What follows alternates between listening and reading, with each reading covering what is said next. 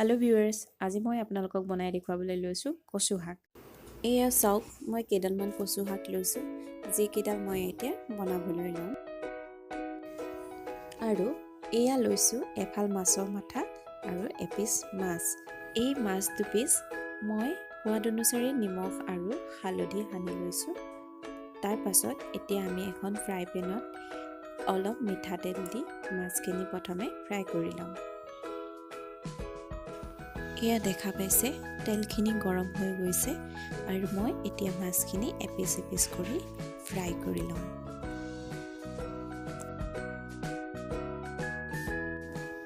মই মাছ দুপিচ সম্পূৰ্ণৰূপে ফ্ৰাই নকৰোঁ, এই মাছ দুপিচ মই হাফ ফ্ৰাই কৰি উঠাই ল'ম। এতিয়া এখন কেৰাহীত মই কেইটামান মচুৰ দাইল ল'ম আৰু ধুই কুটি লোৱা কচুখিনি মই মচুৰ দাইলখিনি দি দিম।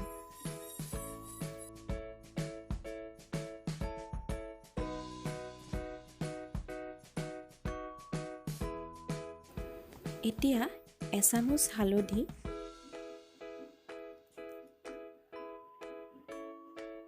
আৰু সোৱাদ অনুসাৰে এচামুচ নিমখ দিম।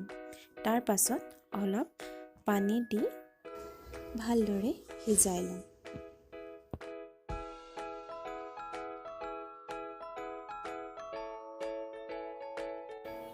এতিয়া অন্য এখন প্লেটত মই গোটাই ল'ম কটা পিঁয়াজ, তেজপাত, জালুকৰ গুড়া, খুন্দা নহৰু, খুন্দা আদা আৰু পাঁচফোৰণ।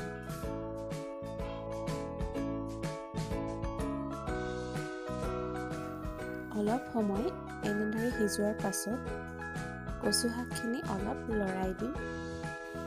এনেদৰে লৰাই হোৱাৰ পাছত সিজিবৰ কাৰণে আমি পুনৰবাৰ মাৰি দিম।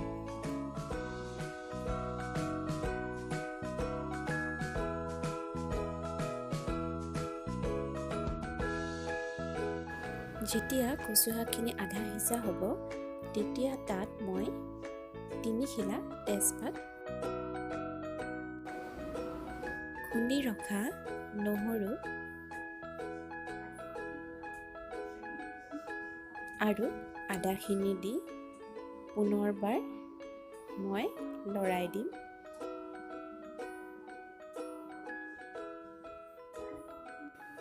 আৰু সিজিবৰ কাৰণে ঢাকি ৰাখিম।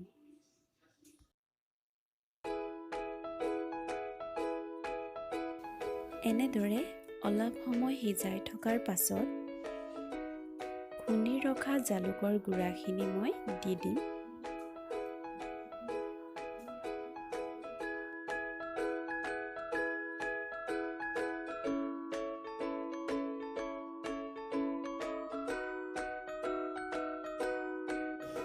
এনেদৰে অলপ সময় সিজোৱাৰ পাছত মাছ দুপিচ মই দি দিম।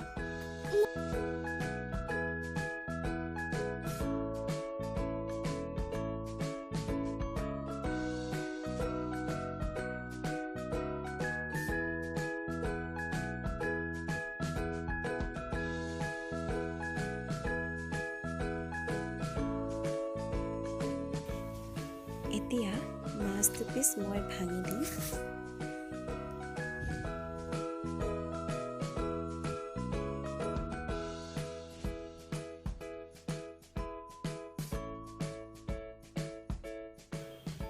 আৰু অলপ পানী দিম।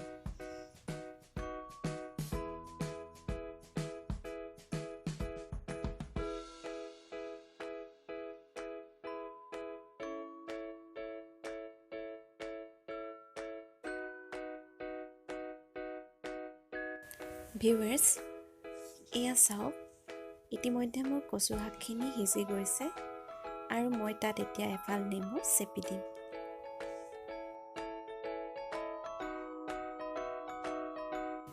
আৰু অলপ লৰাই দি এই কচু শাকখিনি মই নমাই ৰাখিম।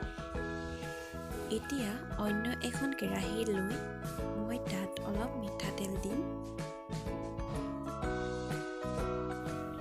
আৰু এই মিঠাতেলখিনি গৰম হোৱাত মই তাত কেইটামান পাঁচফোৰণ দিম আৰু কাটি ৰখা পিঁয়াজখিনি দি দিম।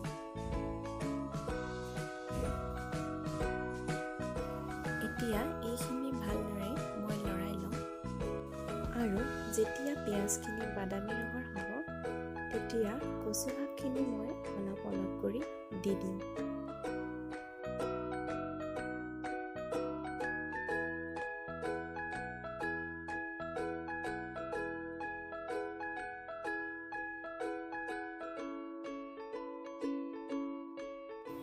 ইতিমধ্যে মোৰ কচু শাকখিনি সিজি গৈছে আৰু মই তাত কেইখিলামান মান ধনিয়াৰ পাত কাটি দি দিছোঁ।